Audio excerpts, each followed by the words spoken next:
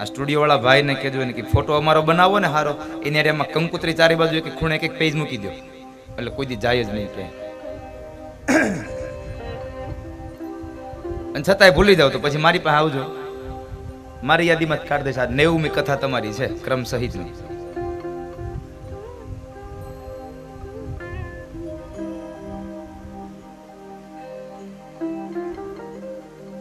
તો સવારના સત્રને વિરામ કર્યો. એ સમયે ભગવાને ચોર્ય વિદ્યા પ્રસારણ મંડળની સ્થાપના કરીને ગોપીઓના ઘરે ઘરમાં ચોરી કરી. હવે બહુ મજાની કથાઓ છે, આનંદ જ આવ્યા રાખે એવી કથા છે.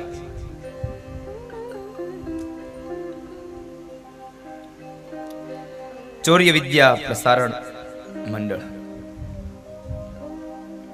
પેલું વેલું મંડળ ભગવાને સ્થાપ્યું. આપણે ગોપા મંડળ, આપણું ગોપી મંડળ, આ બધું પછી આવ્યું. પેલું વેલું મંડળ ભગવાને સ્થાપ્યું, ચોર્ય વિદ્યા પ્રસારણ મંડળ. ઘરે ઘરમાં ચોરી કરવા જાય, માખણ ખાઈ આવે, માટલા ફોડી આવે, વળી વ્યા જાય. બધી ગોપીઓના ઘરની અંદર ભગવાને એવો ત્રાસ આપ્યો, એવો ત્રાસ આપ્યો. બધી ગોપીઓ એક વખતના સમયે ભેગી મળી અને માં યશોદા પાસે આવે છે. આખું આંગણું ભરાઈ ગયું અને સવાર સવારમાં ગોપીઓ રાડે રાડ થયું, બૂમા બૂમ, યશોદા, એ યશોદા, બહાર આવ. યશોદા કહે છે અત્યારમાં શું છે? જ્યાં ઓરડામાંથી ઓસરીમાં આવે ને જ્યાં ઓસરીમાં કોરે જોવે તો આવો આખું ફળિયું ભર્યું છે આંગણું. અરે ગોપીઓ, આ અત્યારમાં શું છે ને આટલી બધી બૂમાબૂમ શાની કરો છો? એક ગોપી કહે છે યશોદા, તારા છોકરાને સમજાવ ને, બહુ ખરાબ ટેવ પડી ગઈ છે. તારો છોકરો ચોરી કરતા શીખી ગયો છે.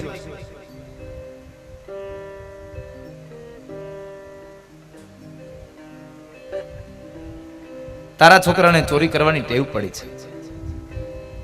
યશોદા કહે છે ખબરદાર ગોપીઓ, કોઈ દિવસ બોલ્યું છો તો મારા છોકરાને ચોર કહેતું નહીં કોઈ દિવસ. અરે પણ અમારા ઘરની અંદર આવીને માખણ ખાઈ જાય છે. યશોદા કહે છે મારા ઘરની અંદર માખણની તાણ છે, તારી ઘરે માખણ ખાવા આવે? છતાં માને એમ થયું કદાચ આ ગયો હોય. એટલે એ સમયે માં બરાબર ઓરડામાં ગયા અને ઓરડામાં જઈ મોટી એવી ગોરસની એક ગોળી ભરી અને આંગણામાં મૂકી દીધી અને કહે છે ગોપીઓ, તમારા ઘરમાંથી મારો લાલો જેટલું ખાઈ ગયો હોય ને એનું ડબલ લઈ લ્યો, પણ આજ પછી મારા છોકરાને કોઈ દી ચોર કહેતું નહીં. કારણ કે તમે અત્યારથી એને ચોર ચોર કહેવા લાગો તો કાલ સવારે મારે એના હજી લગ્ન કરવા છે. કોઈ છોકરી નો દે, છાપ ખરાબ પડી જાય તો છોકરી ના આપે કોઈ. એક ગોપી કહે છે અરે યશોદા, તારો છોકરો માખણ ખાઈ જાય કદાચ બે લોંદા તો શું અમારે થઈ જવાનું હતું? તો પછી શા માટે તમે અહીંયા ફરિયાદ લઈને આવ્યું? અને તમને એમ થતું હોય કે મારો છોકરો તમારા ઘરની અંદર માખણ ખાઈ જાય છે તો ઊંચે લટકાવી દો ને શિકામાં, એટલે ન આંધી શકે. એક ગોપી કહે છે યશોદા, એ કરી જોયું, પણ તારો છોકરો એકલો આવે તો ને, તો એ આખા ગામના છોકરાને ભેગા લઈને આવે છે, એકબીજાના ખંભે ચડી જાય અને પછી મટુકા ઉતાર લે છે. માં યશોદા લાલાને બોલાવ્યો, લાલા અહીં આવતો બેટા, તું આખા ગામના છોકરાઓને લઈને આ ગોપીના ઘરમાં માખણ ખાવા જા છો? કનૈયો મુંજાયો, હવે જવાબ શું દઉં? પછી ભગવાન કહે છે અરે માં, આ ગોપીઓના છોકરા હોય અને ઈ એના ઘરની અંદર માખણ ખાય એનું, તો મારે થોડી ને ના પડે કે ભાઈ તું માખણ નહીં ખાતો. એ ગોપીનો છોકરો હતો. યશોદા કહે છે ગોપીઓ ભલે ને માખણ ખાઈ ગયું, આ છોકરા ક્યાં કોઈ બાર ગામના, આપણા જ છે ને. ગોપી કહે છે યશોદા, કદાચ તારો છોકરો માખણ ખાય, ગામના છોકરા માખણ ખાઈ જાય, એની સામે વાંધો નથી, તો પછી શું કામ ફરિયાદ લઈને આવ્યું? અરે અમારે રોજ કેટલાક માટલા લેવા જવા. કેમ? અરે તારો છોકરો માટલા ફોડી નાખે છે મારા. લાલા તું આવું કરે દીકરા? માં, હું ફોડતો નથી, પણ હું નીચે મૂકવા જાઉં ત્યાં ફૂટી જાય છે, માટીના હોય છે ને, તો માટીના મટલુકા હોય છે એટલે ફૂટી જાય છે. યશોદા કહે છે વાત સાચી છે લાલા તારી, માટીના મટુકા હોય એટલે ફૂટી જાય. વળી ગોપીની વાત પાડી નાખી. એક ગોપી કહે છે યશોદા, માટલા ફોડી નાખે એનો વાંધો નથી, પણ તારા છોકરાને હમણાંથી એવી ટેવ પડી ગઈ છે, અમે સવારમાં ઉઠીને ઘરના કામ કરીએ ને અમારા છોકરા ઘોડિયામાં સૂતા હોય ને તો આવી અને ચીટલા ભરીને રડાવીને વયો જાય છે, પછી અમારા છોકરા ઘરનું કામ નથી કરવા દેતા. લાલા તું આવું કરે બેટા? માં તે નહોતું કીધું અચ્છે બચ્ચે બહુ સોતે નહીં? તો મને એમ થયું કે આની ઉપર કદાચ ખરાબ અસર પડશે, આને સંસ્કાર નહીં આવે, એટલે હું નથી નીકળ્યો, હૂતો તો હું એને જગાડતો આવ્યો. યશોદા કહે છે ગોપીઓ આ તમારા છોકરાનું ધ્યાન રાખે છે તોય તમે મારા છોકરાની ફરિયાદ કરો છો? એક પણ ગોપીની ફરિયાદ ભગવાન કૃષ્ણએ માને ગમે એવી ન કરવા દીધી. છેલ્લે એક ગોપી કહે છે યશોદા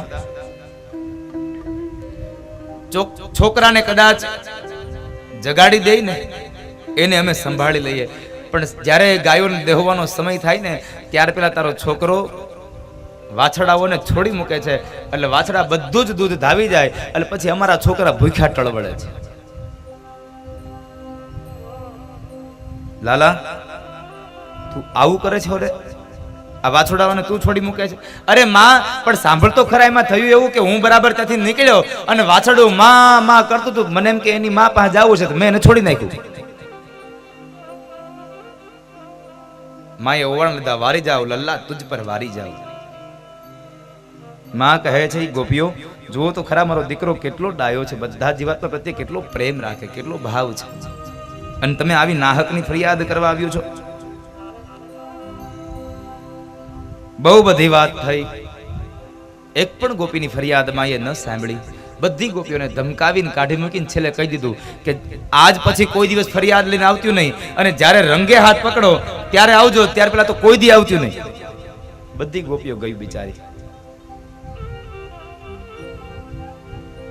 એક બે દિવસ થયા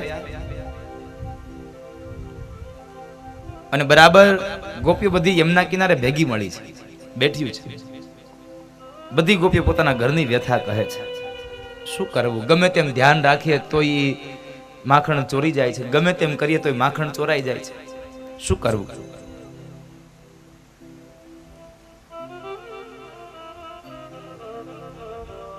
એક ગોપી તો કહે છે અરે બેન તારા ઘરના તો માખણ ચોરી ગયા છે, મારા ઘરના તો લાડુ ચોરી ગયો.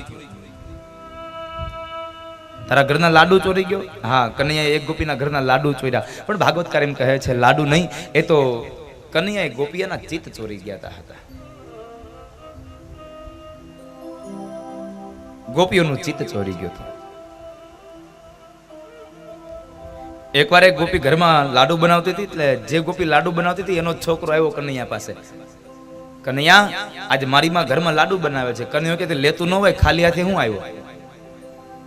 અરે પણ નથી આપતી. કેમ? રોજના બે જ આપે.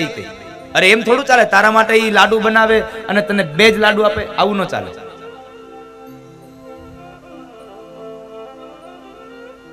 આવું ન ચાલે. અરે પણ કનૈયા નથી આપતી તો હું શું કરું? એક કામ કર, તારી માં બે લાડુ આપે ને હું તને 4 લાડુ આપું, બોલ મારું કામ થઈ જશે. તું 4 લાડવા દે, તારું કામ થઈ જાય. છોકરાને બીજું શું હોય?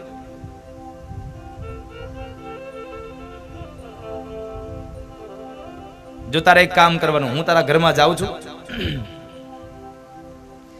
થોડીક વાર થાય એટલે તારે ઘરમાં તારા આંગણામાં આવવાનું અને આંગણામાં ઊભા ઊભા જોર જોરથી રડવાનું. તારે આંગણામાં જોર જોરથી રડવાનું.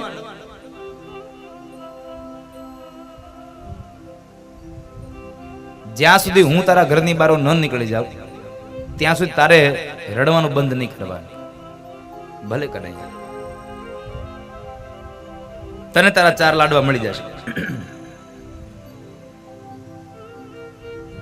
ગોપી બરાબર લાડુ બનાવે છે ઓરડામાં બેઠી બેઠી, અને ભગવાન કૃષ્ણ ગયા છે. દરવાજામાં પ્રવેશ કર્યો, ત્યાંથી ગોપી કેમ છે, મજામાં ને? ગોપી જ્યાં જોયે ત્યાં ઓહો આ તો લ્યો ચોર આવી ગયો. આવ કનૈયા આવ, બેસ. ભગવાનને એને બેસાડ્યા છે. ભગવાન બેઠા, ગોપીની હારે વાતોચીતો કરે. પછી ભગવાન કહે છે ગોપી લાડુ દે ને તારા. આ લાડુ દેને ગોપીએ સ્પષ્ટ ઘસીને ના